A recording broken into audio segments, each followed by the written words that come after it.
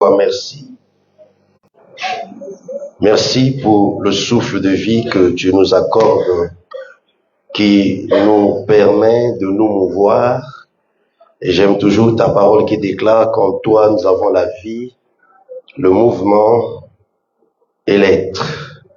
Que toute la gloire te revienne. Nous soumettons encore la suite de cet enseignement sous ton autorité, sous ta guidance pour l'édification et le perfectionnement des saints en vue de l'œuvre du ministère. Que toute la gloire te revienne, ainsi prié. Au nom de Jésus-Christ, nous disons Amen. Amen, Amen. Est-ce qu'on peut acclamer le Seigneur?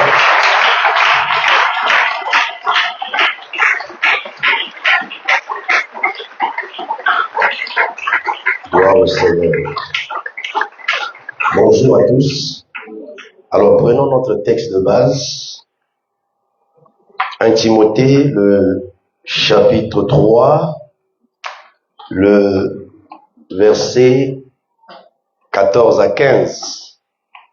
C'est à partir de cette portion de l'écriture que nous avons intitulé notre thème principal, la triple définition de l'Église de Christ. Cela ne voudrait pas dire que ce sont les seules 3 définitions de l'Église, mais par rapport au contexte de 1 Timothée 3, 14 à 15. Je lis au nom du Seigneur Jésus-Christ. Je te crie ces choses avec l'espérance d'aller bientôt vers toi, mais afin que tu saches, si je tarde, comment il faut se conduire dans la maison des dieux, virgule, première définition ou signification, qui est l'église du Dieu vivant, deuxième signification, 3, la colonne et l'appui de la vérité, c'est la troisième signification. Disons Amen. Nous pouvons nous mettre. Et le dimanche dernier, nous avions parlé sur la première signification, l'église comme étant la maison des dieux. Dans un autre terme, l'église, c'est la famille des dieux. Et nous avions dit que la première institution divine que Dieu avait établie, c'était la famille par le truchement des premiers êtres humains sur terre, Adam et Ève. Et je rappelle en disant que nous avions dit que dans la maison de Dieu, comme famille, nous apprenons 3 choses. La première, j'avais dit, nous apprenons à aimer. 2, à obéir. 3, à apprendre les voies du Père. Donc l'église, c'est toute une école. Alléluia. D'où l'église est liée au statut du disciple, le disciple. Donc la première intention, motivation, passion, désir qui doit animer un véritable enfant de Dieu, c'est de venir comme un disciple au pied du Maître et un fils au pied du Père. Disons Amen. Alléluia. Et quand on est un disciple, un élève au pied du Maître, ce qu'on doit au Maître, c'est la crainte. D'où l'Écriture dit, si je suis Maître, où est la crainte qu'on a de moi? Et quand on vient en tant que fils devant le Père, c'est l'honneur. D'où l'Écriture dit, si je suis Père, où est l'honneur qui m'est dû? Alléluia. Et c'est dans la maison de Dieu que nous apprenons ces choses. Et le dimanche dernier, vraiment j'ai aimé le culte, l'esprit du culte. Disons Amen. On a parlé sur l'amour comme la première chose que nous apprenons dans la maison de Dieu comme famille. Et ce matin, pour notre deuxième partie, nous allons parler sur l'obéissance. Donc, église comme maison de Dieu, c'est la première signification. Nous apprenons à aimer, nous apprenons à obéir. Donc, nous allons parler ce matin de l'obéissance. Prenons les Écritures dans Matthieu, le chapitre 12, le verset 50. Matthieu, chapitre 12, 50e verset. une histoire où si on amène Jésus à la barre, on peut condamner Jésus dans la logique. Mais la logique ne peut pas remplacer la parole de Dieu.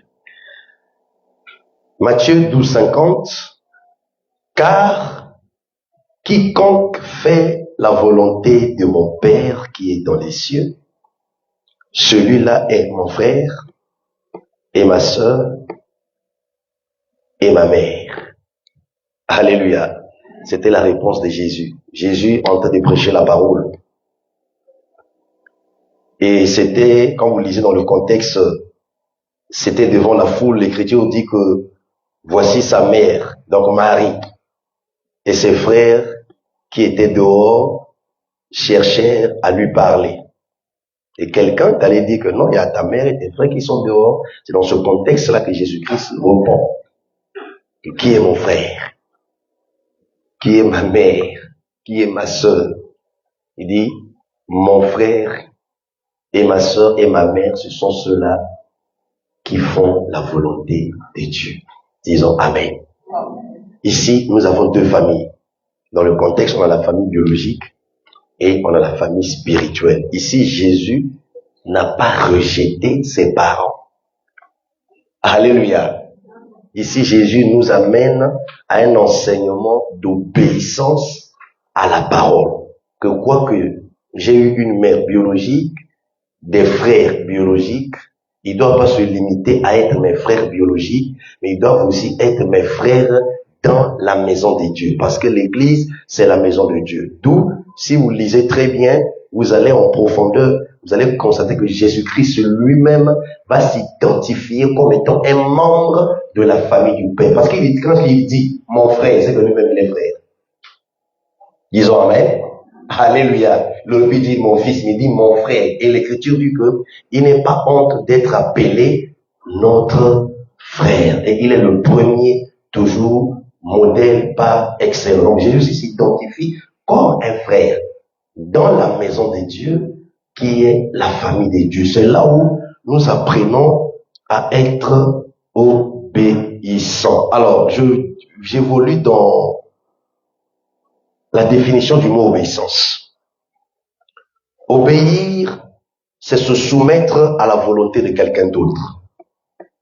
Obéir, c'est se soumettre à la volonté de quelqu'un d'autre. Et dans le contexte, Jésus dit que quiconque fait la volonté de mon Père, quiconque fait la volonté de mon Père, c'est ça la soumission, se soumettre à la volonté de quelqu'un d'autre. Ici, dans le contexte, c'est la volonté du Père. Obéir, c'est renoncer à l'exercice de sa propre volonté. Renoncer à l'exercice de sa propre volonté pour faire celle d'une autre personne. D'où lorsque nous venons à l'église, nous écoutons la parole, les enseignements, nous servons le Seigneur, on ne peut pas servir le Seigneur avec sa propre volonté, c'est de la rébellion. Et le jour où une volonté personnelle voulait remplacer à la volonté de Dieu, la personne fut précipitée. Et quand il fut précipité, il perd sa condition, il perd sa position, il perd son identité. Pour dire que la véritable identité, c'est dans la maison du Seigneur que nous la retrouvons. D'où dans le tabernacle de Moïse, avant de rentrer dans le Saint des Saints, il faut venir devant la cuve des reins pour s'apaiser et se sanctifier par l'eau de l'époque qui était dans la cuve. Or, en dessous de la cuve, il y avait le miroir. Donc, quand tu te prosternes comme ça, pour laver les pieds et les mains, tu te mets. Or, cette eau, c'était la parole. Ce miroir-là, c'était la parole où, quand on vient dans sa présence révèle notre véritable identité. Voilà pourquoi, quand vous lisez Ésaïe, le chapitre 1er au 5e chapitre, c'est le prophète qui prophétisait, et sa prophétie était une prophétie de condamnation. Malheur à vous, malheur à vous. De chapitre 1 au chapitre 5, quand Ésaïe prophétisait, dit toujours malheur à vous. Mais dans le chapitre 6, lorsqu'il fait une expérience vitale, surnaturelle, de la sainte présence de Dieu, il a changé de langage, il dit malheur à moi. Donc aussi longtemps que notre volonté n'est pas traitée, nous allons toujours chercher à condamner les autres, à voir toujours les erreurs des autres. Alléluia. Disons Amen. Donc renoncer à l'exercice de sa propre volonté pour faire celle d'une autre personne. C'est ça, obéir. Et Jésus-Christ, dès le départ, n'avait pas caché cela à ses disciples. Il dit, si quelqu'un veut me suivre, qu'il renonce. Qu'il renonce. Pourquoi il disait cela? Parce que Jésus était suivi par bon nombre de personnes. Et la majorité suivait Jésus pas comme étant des disciples, mais ils suivaient Jésus pour ses pains, ses poissons, ses miracles. Ce qui a été, c'est ce qui sera. D'où les gens sont tellement aveuglés au nom du miracle, au nom de la guérison, au nom de la délivrance. On est prêt à accepter n'importe quoi. Pourquoi? Parce qu'on veut être un membre, un croyant, un fanatique. Jésus avait su le dire, faites de toutes les nations mes disciples. Et Jésus ne s'est pas adressé aux pharisiens, aux sadducéens, aux hérodiens, ni à la nation d'Israël. Il va s'adresser à ses disciples, que ce n'est qu'un disciple qui peut produire un disciple. Un pasteur qui n'est pas un disciple ne peut pas produire un disciple dans l'église. C'est impossible. On ne peut que donner ce que l'on a. Amen. On dit tout arbre produira du bon fruit. Si je suis un mauvais arbre, je vais produire du mauvais fruit dans l'église. Mais si je suis un bon arbre, les mauvais fruits n'appartiennent pas à cet arbre qui est dans l'église. Parce que le bon arbre produira du bon fruit. Disons Amen. Disons encore Amen.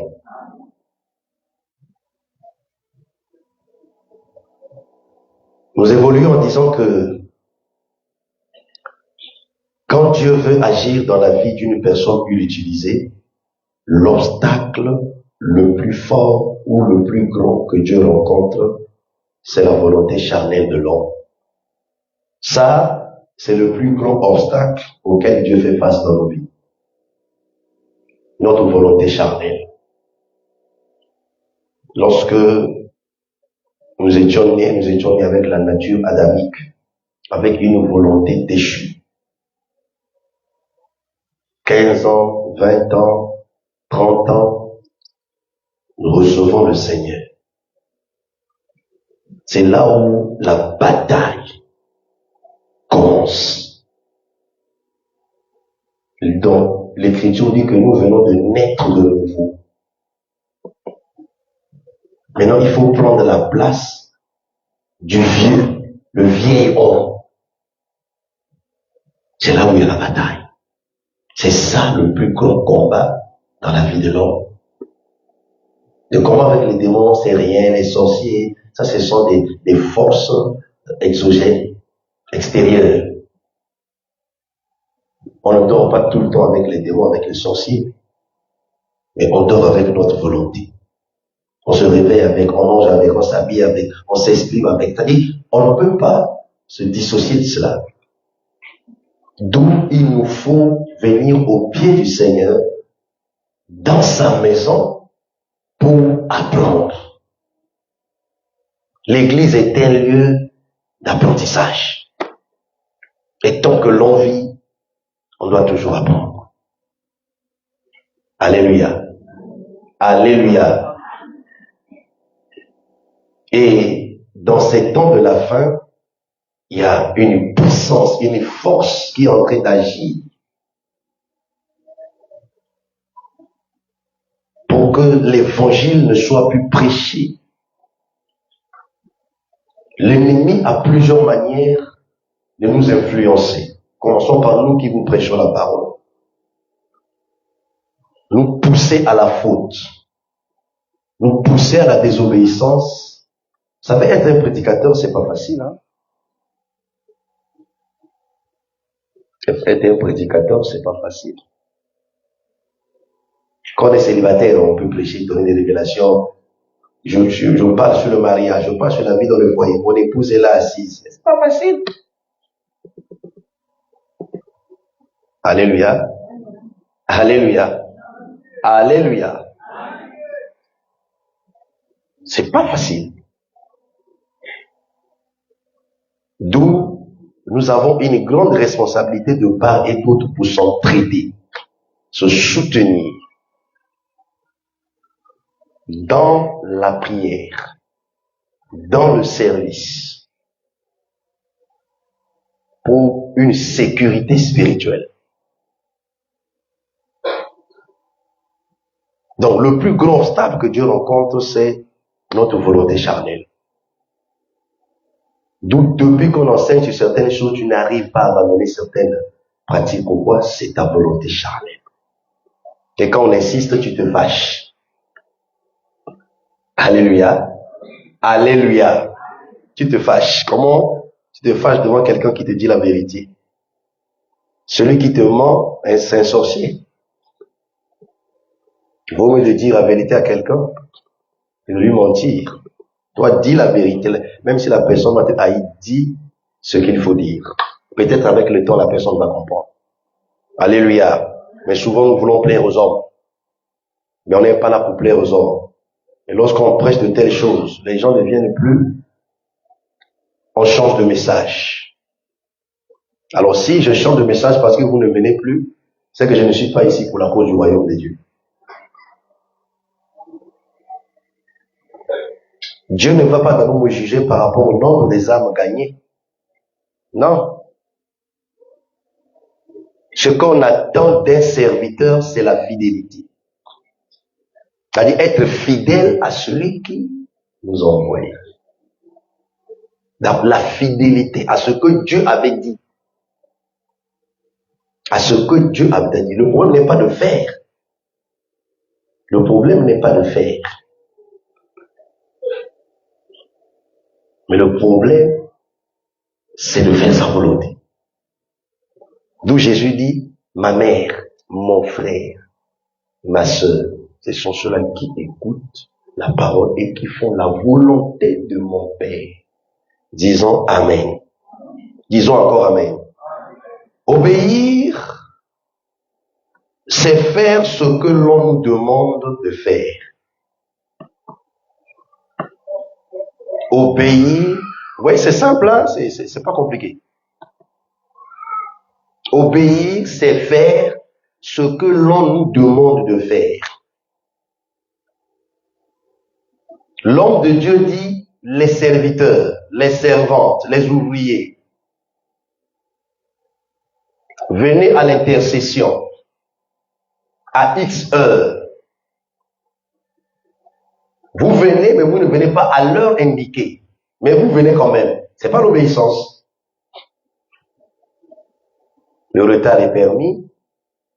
Nous rencontrons des circonstances. Mais toi, tu es caractérisé toujours par les mêmes heures là que tu viens. C'est pas l'obéissance. Tu es là, mais tu n'obéis pas. Alléluia. Alléluia. Tu obéis parfois parce que tu as peur de l'homme de Dieu. Ça, c'est pas l'obéissance. Donc, ce qui signifie que la chose qui t'aide, c'est la peur de l'homme de Dieu. Ce qui t'aide, c'est la présence physique de l'homme de Dieu. Maintenant, l'homme de Dieu ne sera pas toujours là physiquement.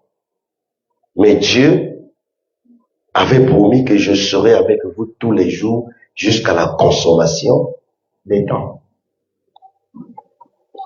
Donc, obéir, c'est faire ce que l'on vous demande de faire. Quand l'homme de Dieu donne des instructions, conformément aux Écritures, tu appliques ça à la lettre.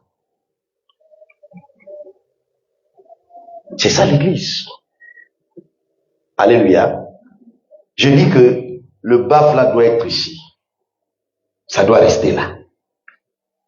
Moi, si ça ne va pas, revenez vers moi. Ah, papa le baffe là, on voit que ça pose problème. Je dis que ça va être là. Je viens, je vois ça là-bas. C'est pas de l'obéissance. Alléluia. Tu es établi responsable dans un département. Tu es le premier à obéir avant les membres de ton département. Tu ne le fais pas, c'est pas de l'obéissance. Or, c'est dans la maison du Seigneur que nous apprenons ces choses. La véritable obéissance se pratique quand on nous demande de faire une chose que nous ne voulons pas faire. La véritable obéissance se pratique quand on nous demande de faire quelque chose, une chose que nous ne voulons pas faire. Parce que Dieu ne venait pas se plier à ma volonté ni à ta volonté. Qu'est-ce qui fait que la présence de Dieu ne se manifeste pas comme autant dans nos cultes, dans nos églises? Je parle d'une manière générale. C'est parce que nous faisons nos volontés. Or, on a vu que Dieu est un Dieu d'ordre et non un Dieu de désordre. Et lorsque vous avez des pasteurs qui sont disciplinés, qui amènent l'ordre, vous comprenez ça mal, dire que non, papa n'aime pas ça. C'est-à-dire, vous ne voyez pas la parole, mais vous voyez papa n'aime pas ça. Oui, comme vous dites que papa n'aime pas ça, mais ne vous limitez pas. C'est comme si c'est la volonté du pasteur qui n'aime pas ça. Non. Moi, je n'ai pas le droit d'imposer ma volonté dans l'église. C'est pas de Dieu. Alléluia. Je sais souvent, quand il m'arrive de dénoncer un peu les chansons, je reçois des retours, je vois comment vous réagissez. Oh non, c'est pas ce que la personne voulait dire, c'est pas, vous êtes toujours là comme ça. Vous n'êtes pas dans les Écritures. On doit être dans les Écritures. On doit être dans les Écritures.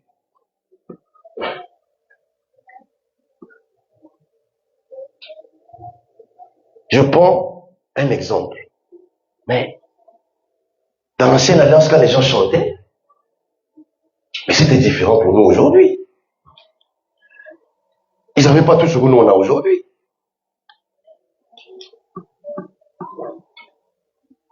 Les psaumes me disent que non, nous devons chanter les statuts de Dieu. Ce qui signifie que les enfants de Dieu que nous sommes, quand une chanson est sortie, nous devons examiner la chanson. C'est pas ce qu'on fait souvent. Pourquoi? Parce que nous sommes émotifs, nous sommes émotionnels. Moi, je me rappelle, on était encore des païens. Les chansons chrétiennes, c'était seulement pendant les moments de décès. Mais aujourd'hui, il y a des chansons soi-disant chrétiennes qu'on peut mettre dans le boîte de nuit, les gens sont à l'aise. Ici, vous avez comme l'impression, le pasteur n'aime pas qu'on puisse louer et danser. Mais louer et danser, c'est écrit dans la Bible. Louer et danser, c'est écrit dans la Bible. David est dansé jusqu'à tomber à terre. Amen. Alléluia. On dit venons avec des danses, des cantiques, c'est écrit. Mais ce qui va danser, on est venu quoi tirer, regard et abattre. Désorienter le regard de Dieu, ce n'est plus de la danse. On met des jeunes enfants ici devant. On dit que c'est le moment de l'adoration. Nous sommes assis. Elles sont en collant. On commence déjà à exposer leur nudité à bas âge. Elles sont là debout, en train de mimer. Et nous, on regarde, on dit que c'est l'adoration. Oh non, on connaît un grand pasteur, il fait ça, on voit ça sur Facebook. Le problème, est-ce que c'est le grand pasteur ou le petit pasteur? Le problème, c'est la parole. Je peux être un grand pasteur, mais j'enseigne les erreurs. Alléluia. Alléluia. D'où la maison de Dieu. La famille de Dieu. C'est là où nous apprenons l'obéissance. Vous savez, la relation père-fils, elle est sacrée. Tu peux être mécontent de ton père, mais si c'est réellement ton père, tu sentiras une autorité patriarcale sur toi, sans que le père ne parle. Alléluia. Mais si tu n'es pas mon enfant, non, ça ne te dira rien. Ça ne te dira rien. C'est un mystère qui est sacré. C'est sacré. Donc l'église, c'est le lieu où nous apprenons à obéir.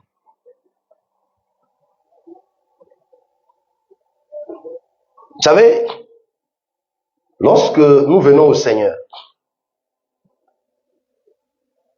il y a un processus à tous ceux qui l'ont reçu, à tous ceux qui croient en son nom. On aurait pu dire il a donné. Mais on dit elle a donné. Amen. On aurait pu écrire il a donné. Parce que Jésus dans la chair n'est pas une femme. Mais on dit elle a donné. Ici dans le contexte, c'est pas Jésus dans la chair qui donne le pouvoir. Parce que Jésus dans la chair, c'est un homme. Mais c'est Jésus, la parole faite chair, qui donne le pouvoir. Est-ce que vous avez compris? Si on enseigne, ancien, c'est Jésus dans la chair, mais aujourd'hui Jésus n'est plus dans la chair, c'est que nous on n'a pas le pouvoir. Le pouvoir de Soubaï Gagana, Bantou va vivre dans la chair. Est-ce que vous comprenez? Oh, la parole est la même hier, aujourd'hui. Elle a donné le pouvoir de devenir enfant de Dieu. Mais pour que nous puissions obtenir ce pouvoir, nous le recevons au départ comme étant notre sauveur. Alléluia. D'où, lorsque nous croyons en Jésus-Christ, il devient notre sauveur. Disons amen. Vous comprenez? Je reste là un peu. C'est un processus. C'est comme un enfant, non? C'est comme le nouveau-né. Quand la femme va accoucher, l'accouchement, c'est tout un processus.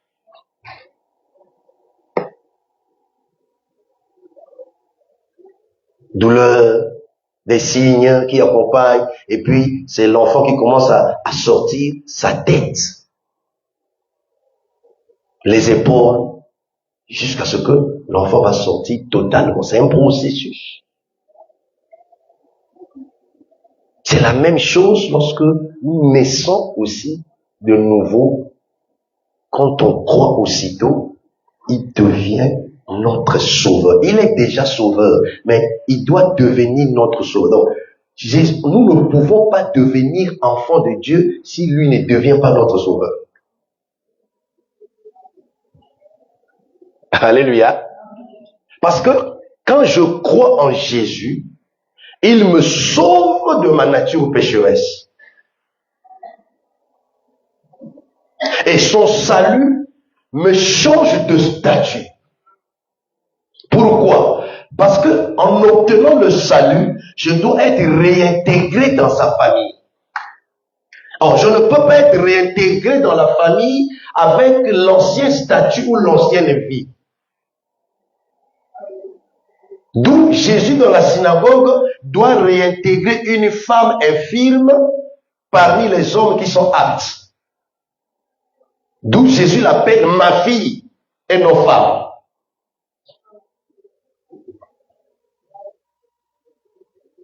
Cette femme n'est-elle pas la fille d'Abraham que Satan a nié pendant 18 ans? Donc, étant liée, elle avait le statut de femme. Mais comme on doit la délivrer et la réintégrer dans la famille, dans la maison de Dieu, il faut lui changer de statut fille. Or, le vrai Abraham, c'est lui-même.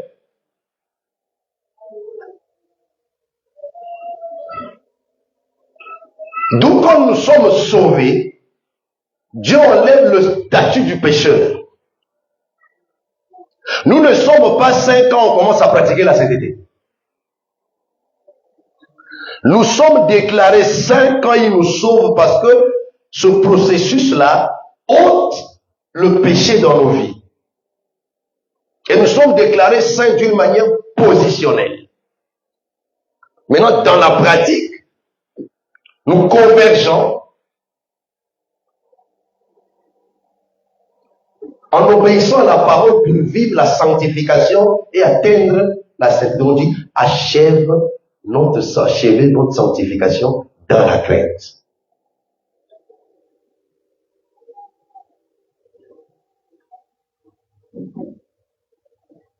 Quand on vient au Seigneur pour la première fois, on vient à Christ pour la première fois, on ne peut pas le recevoir comme Seigneur. Non, là on a brûlé les étapes. Jésus ne peut pas être Seigneur dans la vie d'un pécheur.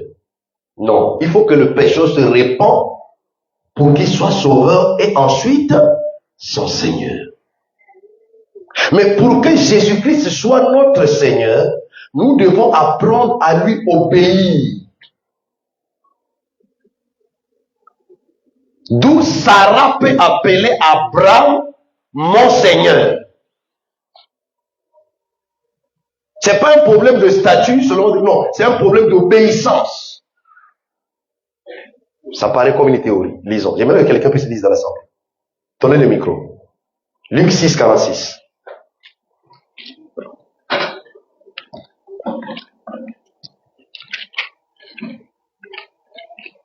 Tu vas aimer cette écriture. C'est clair là, c'est clair comme l'Olympique. Luc 6, 46. Quelqu'un peut nous aider de donner le micro à celle ou à celui qui va faire la lecture rapidement. Alors les protocoles, nous sommes en saison de pluie. Pendant qu'il est en train il y a des gouttes qui tombent, après vous demandez encore aux gens d'aller s'asseoir là-bas. Ça n'a pas de sens. Luc 6, aidez-moi rapidement là, qui fait la lecture? Luc 6, 46, je lis au nom du Seigneur. Suivez. Pourquoi m'appelez-vous Seigneur, Seigneur? Et ne faites-vous pas ce que je dis? Reprends. Pourquoi m'appelez-vous Seigneur, Seigneur? Et ne faites-vous pas ce que je dis?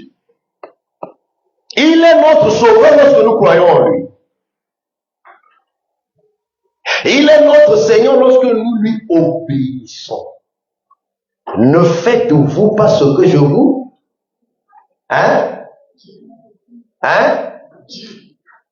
Quand il nous parle, il nous transmet, il nous communique sa volonté. Ceux qui me disent, Seigneur, Seigneur, n'entreront pas tous dans le royaume des cieux, mais seulement ceux qui font la volonté de mon Père qui est dans les cieux. Amen. Amen. Plusieurs me diront, Seigneur, Seigneur, n'avons-nous pas. Toi d'abord. On a fait, mais dans ce qu'on avait fait, c'était pas sa volonté. Donc, un résultat peut se produire sans la volonté de Dieu.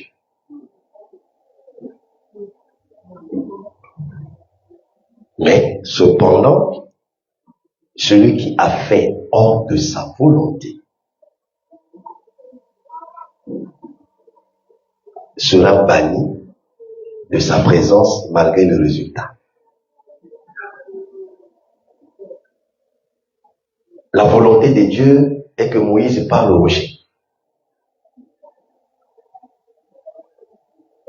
Mais il a frappé. Il y a eu le résultat.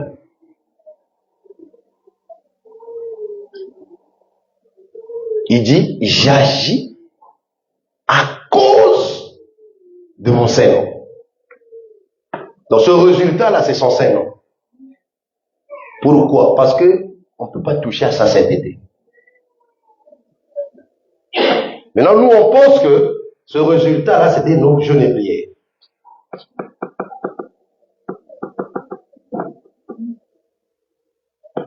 N'avons-nous pas prophétisé? N'avons-nous pas fait beaucoup de miracles? N'avons-nous pas chassé les démons?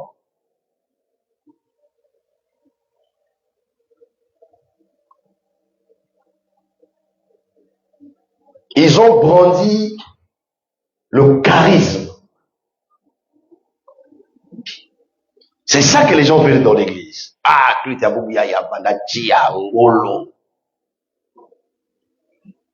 c'est bien. Tu reçois quoi? Tu gagnes quoi? Hein?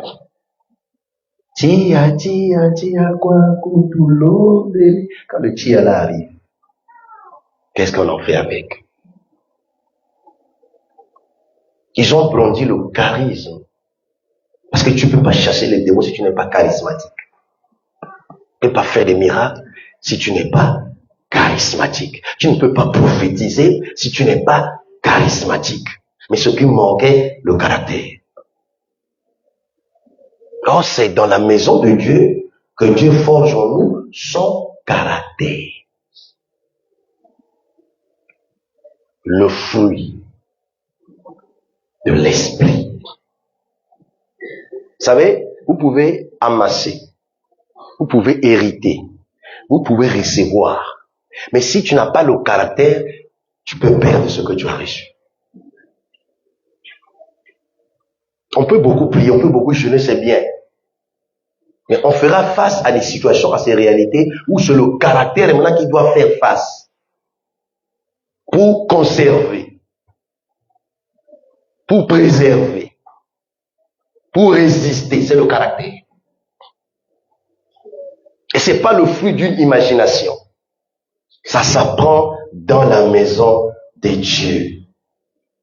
Vous voyez, le verset est clair, hein? Pourquoi m'appelez-vous Seigneur, Seigneur, et ne faites-vous pas ce que je dis? Donc, l'obéissance, c'est de faire la volonté de quelqu'un d'autre. Oh, ici, ce quelqu'un d'autre, c'est d'abord lui, Jésus. Maintenant, Jésus étant esprit, il établit un homme dans l'église. Et vous devez vous soumettre à l'homme, l'autorité choisie et établie.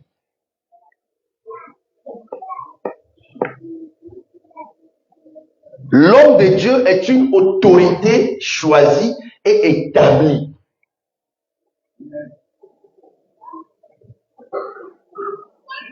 Être choisi et établi n'est pas exempt de défauts. Toi, tu te concentres sur les défauts. Je ne parle pas du dérapage, hein, faire n'importe quoi et puis dire non, c'est pas ce que je vous enseigne. Quelle que soit la perfection, c'est pas la manière dont je peux marcher avec vous, tout homme a des défauts. Tu sais, si tu veux grandir dans la vie, si tu veux te délivrer des critiques, des préjugés, et te délivrer d'une haute opinion de soi-même, avant de t'exprimer, examine-toi.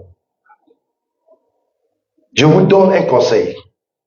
Tout ce que vous voyez sur les réseaux sociaux, vous voulez commenter, vous voulez juger, vous voulez critiquer, examine-toi d'abord. Si après t'avoir examiné, tu n'as aucun défaut, critique. Mais si tu as un défaut, même si tu critiques, Dieu n'est pas avec toi. On a attrapé cette femme en flagrant délit. Jésus, la loi de Moïse, nous savons bien ce que la loi dit. Toi, tu dis quoi? Quelle était la réponse de Jésus? Hein? Répondez-moi, il faut un feedback là. Vous lisez pas la Bible? Hein? Vous balbutiez là.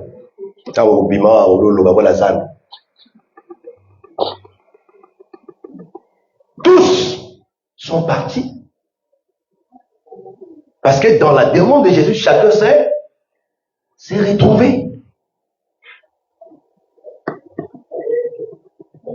Une église ne peut pas fonctionner si on ne comprend pas la notion de l'autorité dans l'église.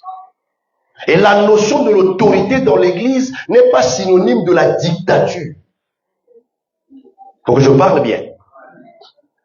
Le leadership ecclésiastique, c'est pas la dictature. L'église, c'est pas la démocratie. Certains ont dit démon et puis cratie. Amen. L'église, c'est pas le mono.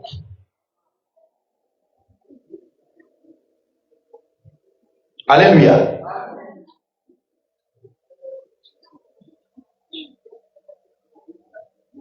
Le mono, exemple. Le pasteur est là. Celle qui doit gérer l'offrande, c'est la femme du pasteur.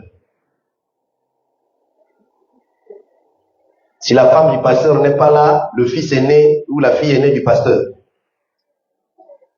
L'église partie, mono.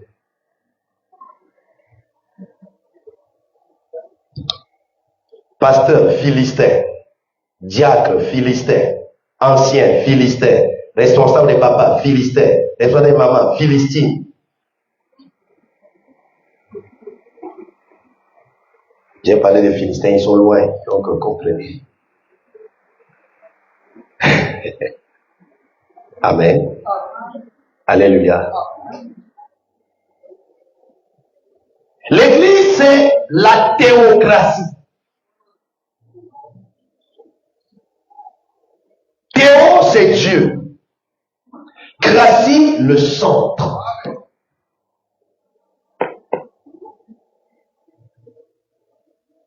Que le pasteur est là, la femme du pasteur est là, les enfants du pasteur sont là. Si Christ est au centre, gloire au Seigneur. Parce qu'il est écrit, moi et ma maison, nous servirons.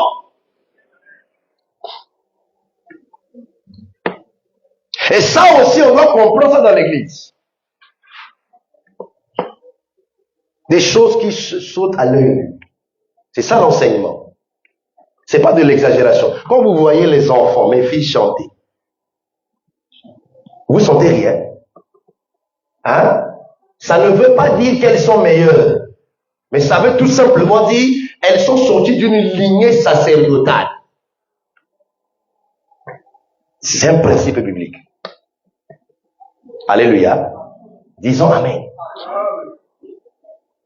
Donc quand Dieu choisit et établit l'homme dans l'église, c'est pour qu'il y ait apprentissage de soumission, d'obéissance.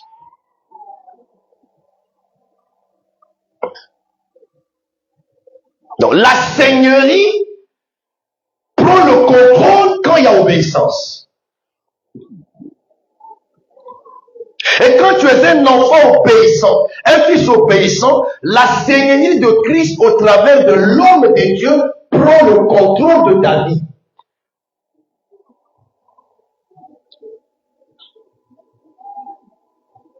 Parfois, il ne faut pas perdre le temps à chasser les sorciers, à jeûner les combats spirituels. Non.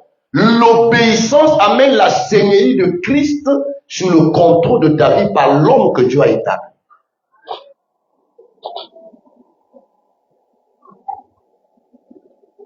Les trois aînés de David étaient sur le champ de bataille sous la couverture, l'autorité du roi Saül.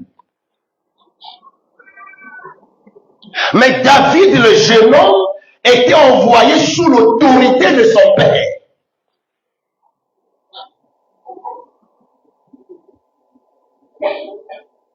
On peut donner les révélations, j'ai déjà enseigné les 5 pieds, on prend, on décortique, mais ce qui a d'abord amené la victoire, c'est l'obéissance de David à son père.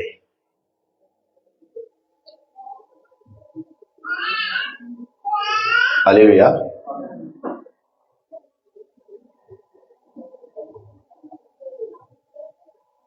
Quand nous croyons en Christ, il est notre sauveur. Il nous sauve de tout, du péché, de la maladie, des dangers. Mais on est guéri, on est sauvé. Mais on est encore dans le monde, nous sommes exposés. D'où sa seigneurie doit avoir le dessus sur nous. Donc si tu veux que Christ continue à exercer sa seigneurie sur ta vie, reste obéissant. Les enfants qui sont obéissants dans la famille créent la paix, la joie dans le cœur de leurs parents.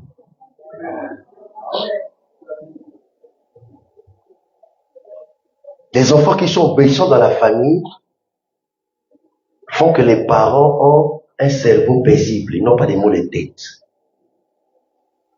Il y a des parents qui ont des troubles à cause du comportement des enfants. Vous voyez ce qui se passe dans notre pays, c'est pas facile. Vous savez ce qui se passe, non? Actuellement. La tuerie, les motos qu'on brûle, qu'on casse. C'est pas facile. Et ces enfants-là, on est parents. C'est pas facile. Alléluia. Alléluia.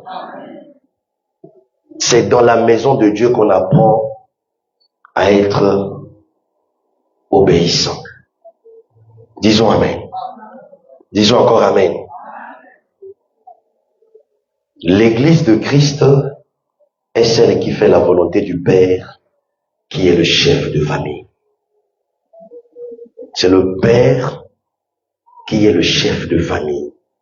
Quand le Père est chef de famille, Jésus-Christ est notre aîné. Parce que il s'est révélé aussi comme frère. Et quiconque fait la volonté de mon Père, Jésus l'a dit, qui est dans les cieux, fait la volonté de Dieu. Et Jésus-Christ lui-même est l'exemple par excellence. Et c'est lui notre modèle. Il n'y a pas un autre modèle. Et selon l'Écriture, on ne peut pas imiter le pasteur d'une manière aveugle. Selon l'Écriture, non. Non. Je suis dans les Écritures. C'est pas parce qu'on est pasteur, vous devez imiter d'une manière aveugle, non. Selon l'Écriture, Paul dit, soyez mes imitateurs comme je le suis le Christ. Soyez mes imitateurs comme je le suis le Christ. Donc si je n'imite pas Christ, je ne vais pas m'imiter, c'est l'Écriture. Parce que la première brebis dans une église, c'est le pasteur. Le premier disciple dans une église, c'est le pasteur. Le premier serviteur. Maintenant, si tu aspires à servir le Seigneur, tu n'as pas appris dans sa maison, tu vas fonctionner avec le titre. C'est là où tu vas travailler comme des chefs mondains, sans caractère, où le personnel a commencé à prier dès que tu as pris le poste. Eux, ils ne priaient pas. Et leur prière, c'est que le relève. Tout comme il y a des chefs, il y a des gens qui prient, pas le relève. Il y a des gens qu'on a enlevés, les personnels a fait des pétitions. Et je prie pour que tu sois ce chef modèle. Que tu sois ce Joseph-là. Que tu sois au Bénédon. Dis Amen. Quand tu arrives dans une autre que tu touches, tu es en train de prospérer. Et c'est possible aujourd'hui. Disons encore Amen. Jésus-Christ est l'exemple par excellence. Hébreux 17.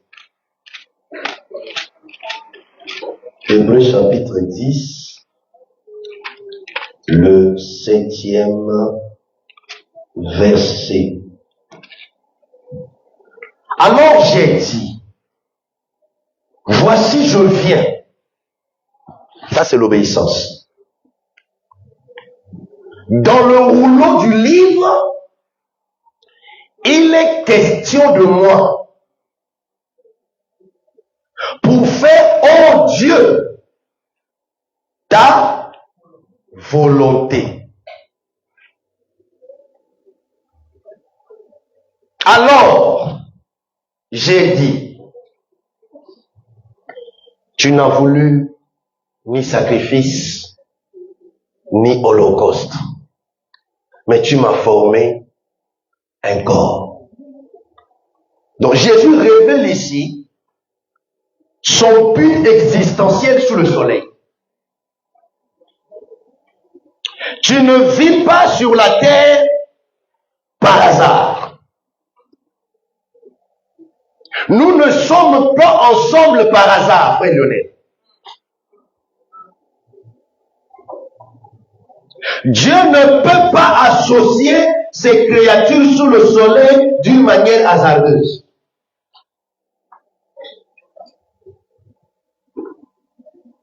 Nous, on peut utiliser l'expression hasard, mais dans son langage, ça n'existe pas.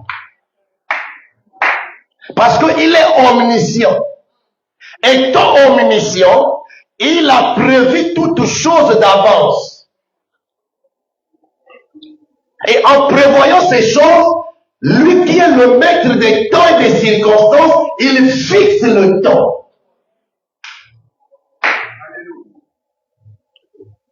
On dit que lorsque le temps marqué fut arrivé, Jésus est né d'une femme sous la loi. Que lorsque tu marches dans l'obéissance, tu vas rentrer dans la saison que Dieu t'a fixée pour que tu commences à récolter comme résultat de ton obéissance. David ne savait pas qu'un jour, il devait faire face à un certain Goliath. Mais en obéissant à son père, en faisant la volonté de son père pour garder le troupeau, il ne savait pas qu'un temps était fixé où Dieu va susciter de l'adversité. Donc quand tu es enseignable dans la maison de Dieu, tu auras le discernement des faits qui t'entourent. Que cette adversité ne veut pas forcément dire que c'est le diable qui est derrière. Parce que ce n'était pas Satan qui suscita Goliath. Mais c'est Dieu lui-même qui l'avait suscité. D'où, même dans son arrogance, il y avait le dessein caché de Dieu. Cherchez parmi vous un homme. Si je remporte la victoire, tous vos militaires me seront assujettis. Si vous me gagnez, ça sera réciproque. Lui, en disant ça, il n'imaginait pas un jeune homme. Il n'imaginait pas un jeune homme. Quand tu es obéissant, même si tu es absent, le ciel va t'attendre.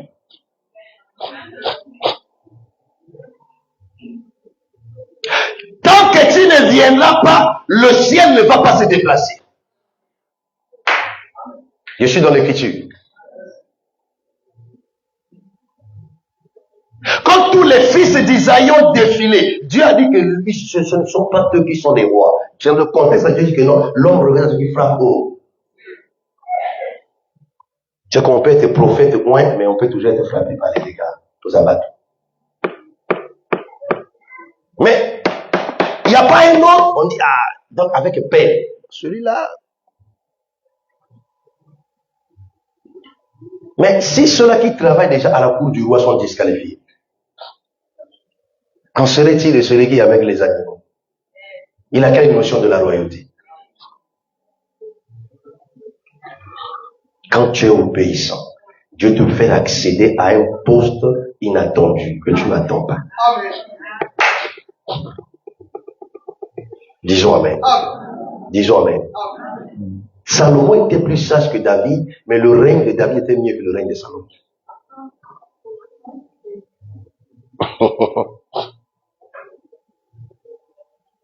Non, il faut un homme expérimenté, un homme âgé. Oui, ça c'est les hommes. Mais ce homme-là qui est expérimenté aujourd'hui, il avait commencé comment? C'est ce que Saül a tenté de dire à David. Il dit, cet homme-là, il a commencé à combattre depuis sa jeunesse. Donc, il a cru en la jeunesse de Goliath, mais il méprise la jeunesse de David.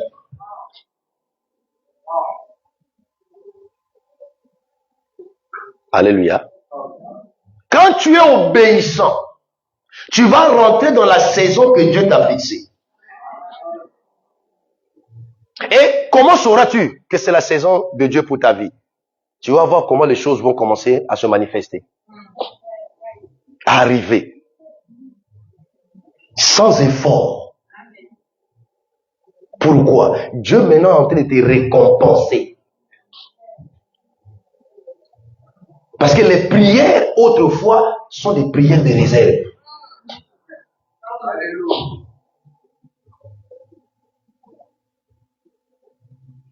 Il y a certaines prières que toi tu as fait, tu as oublié.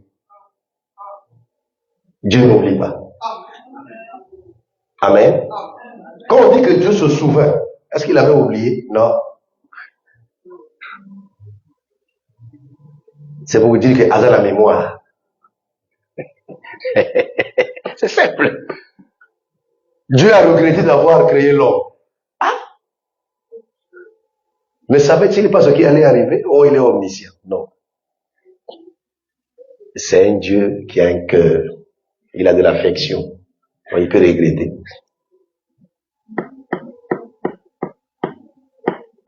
La maison de Dieu. On apprend à être.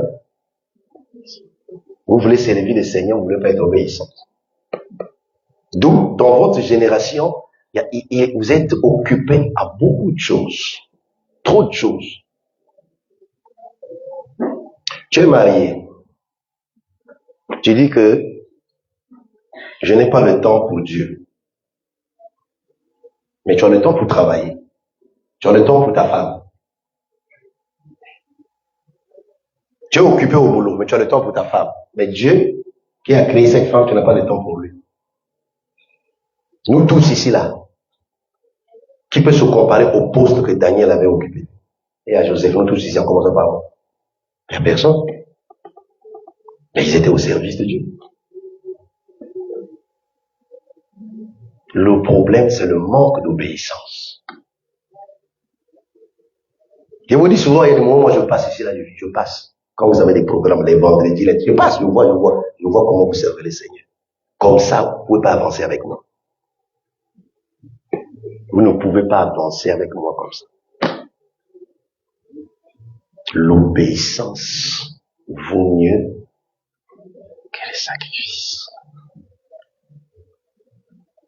Le seul sacrifice que Dieu agréa, qui est le sacrifice humain, c'est le corps de Jésus.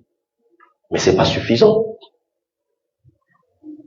Avant que Dieu n'agrée le sacrifice, qu'est-ce qui s'est passé? On termine par Philippiens 2:8. Quelqu'un peut me lire 1 Samuel 15:22 et puis on va lire Philippiens 2:8. Rapidement. Mais si vous voyez par la grâce de Dieu une dimension d'esprit dans la vie de votre père, mais pourquoi vous ne pouvez pas travailler pour bénéficier de ces choses? Ça ne s'arrête pas sur l'imposition des mains. Ça ne s'arrête pas sur l'enseignement que je donne. Ah, papa, vraiment, la grâce, oui, mais ça ne s'arrête pas là. Mettez ces choses en pratique.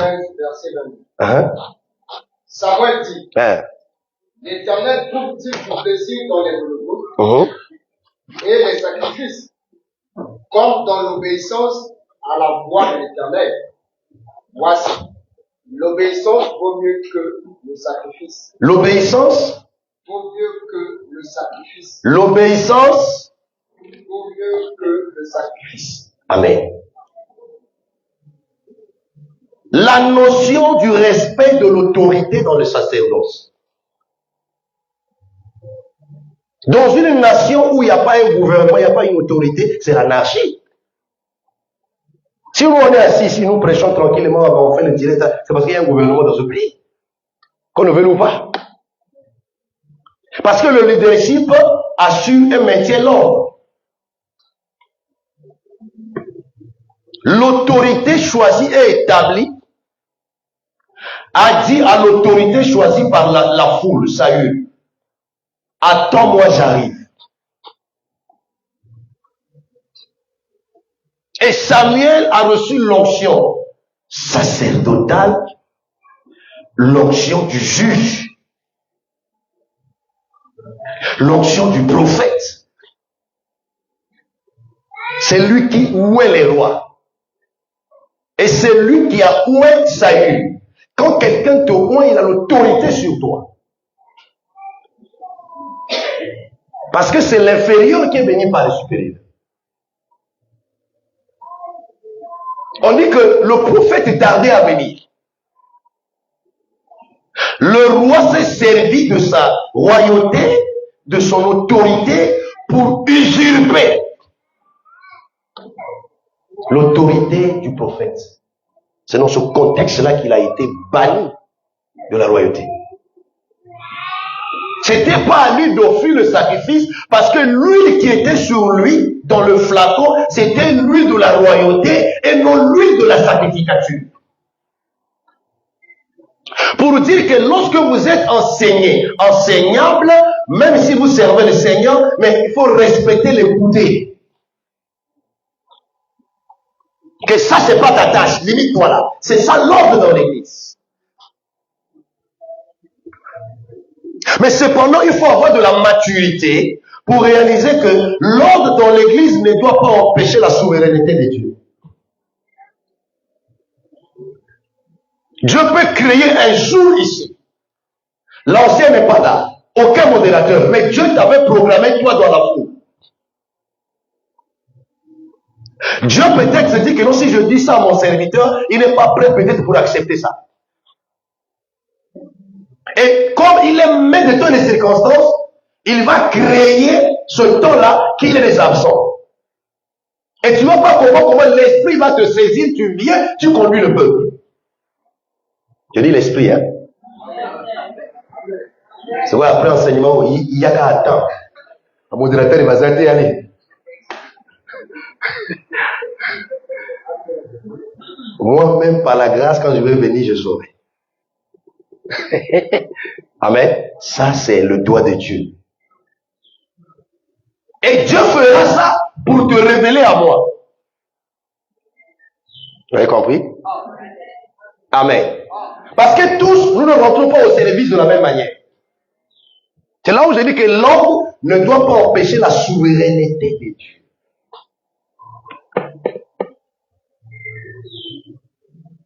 Donc, Saül étant roi n'a pas reçu l'onction de la sacrificature. Il va offrir le sacrifice en lieu et place du prophète. Dans ce contexte-là, il est dit, l'obéissance vaut mieux. Donc, ce sacrifice que tu as fait là est nul et non avenu parce que tu l'as fait en désobéissant. Il est possible, tu fais des sacrifices financiers dans l'église, mais tu es désobéissant. Il n'y aura pas de retour, tu vas te plaindre. Maintenant, si je vois ça, je dois te récupérer. D'où un homme de Dieu doit être bâti, forgé, pour qu'il ne puisse pas tomber dans la bassesse devant les présents. Je préfère mourir de faim dans la sainteté. Mais je sais aussi que quand on est dans la sainteté, on ne peut pas mourir de faim. Parce qu'il faut que j'ai la force de dire Saint, Saint, Saint et l'Éternel.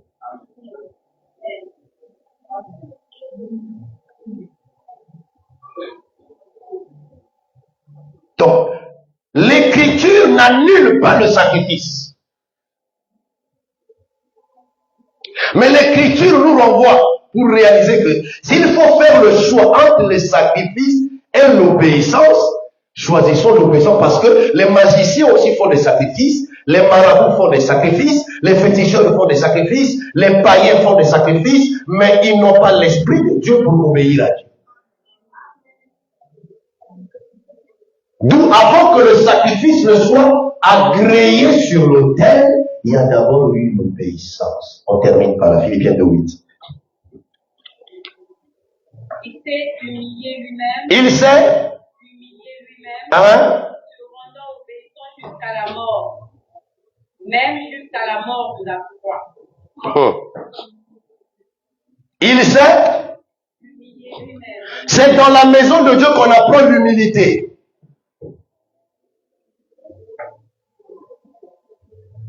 Tu ne peux pas être serviteur, tu es hautain. Tu ne seras pas béni. C'est là où je dis ici souvent, nous voulons des serviteurs qui dirigent et non des dirigeants qui servent. Est-ce que vous avez compris?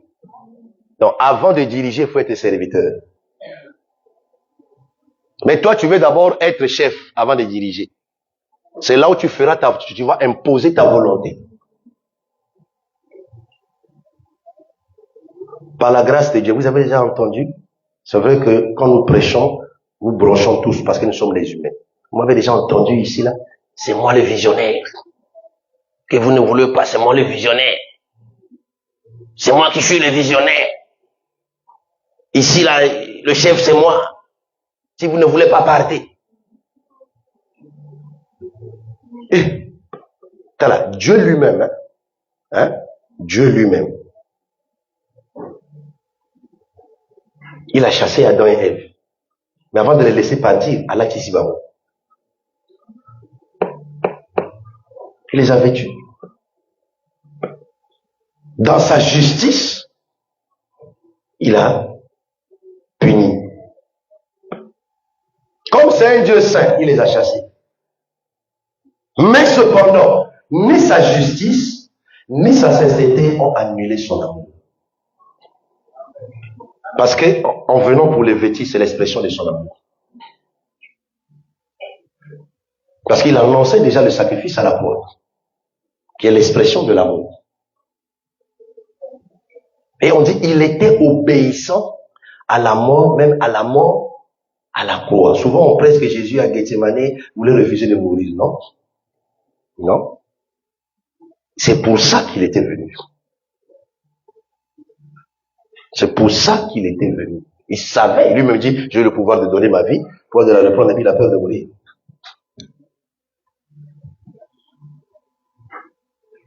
Dans la maison de Dieu, on apprend l'obéissance. Il arrive que parfois on obéit au pasteur, mais on n'obéit pas au responsable que le pasteur a été. Vous ne pouvez pas être béni comme ça. Alléluia. Alléluia. Vous ne pouvez pas être béni comme ça. Donc, dans l'église, le pasteur obéit à Dieu. Les responsables, les anciens, les diacres obéissent à l'homme de Dieu. Et le peuple aussi doit vous obéir. Donc, j'imite Christ, vous m'imitez, et aussi vont vous imiter. Parce que parfois, ce qu'on voit est plus que ce qu'on entend. Et ce qu'on entend, on a la grâce de prendre connaissance. Mais ce qu'on voit, la personne a vu mais n'a pas parlé. Comment saura-t-on que la personne a vu ça? Nous, quand on était encore des enfants comme vous, quand les anciens que nous étions, on était assis devant. Notre manière d'être devant et s'asseoir, le peuple sait qu'entre les anciens, ça ne va pas. Et nous, on faisait semblant. Pourquoi? Parce qu'ils ont un regard sur nous, ils savent d'habitude quand on s'assied là, la mine et les attitudes qu'on a et tout. Tout comme les couples. Parfois vous venez ici à l'église là-bas, vous tirez à Boyaka. Alléluia. Alléluia. Tirara. Le monsieur il y a devant, madame est derrière là. C'est madame qui est devant, monsieur derrière loin. D'habitude, on va dans la place, il faut que tu vas avant la moitié de Bousso, il y a le milieu, avant la moitié ciment. Et avant qu'on donne les offrandes, là, l'autre doit venir rapidement donner les offrandes. C'est que Dieu aussi sait faire les choses, il a donné des voitures à certains couples. Maintenant, tu vas partir, tu vas laisser ta femme. Tu es obligé. Et je prie pour tous les couples qui n'ont pas de voiture, que Dieu vous donne les voitures. Pour que prochainement, tu ne partes pas seul aller prendre des taxis. Tu seras contraint de mettre la femme dans la voiture. Au nom de Jésus, nous n'avons pas mon encore. Shalom. À la prochaine partie de la 3e séance de notre thème, la triple signification de l'Église de Christ. Que Dieu vous bénisse.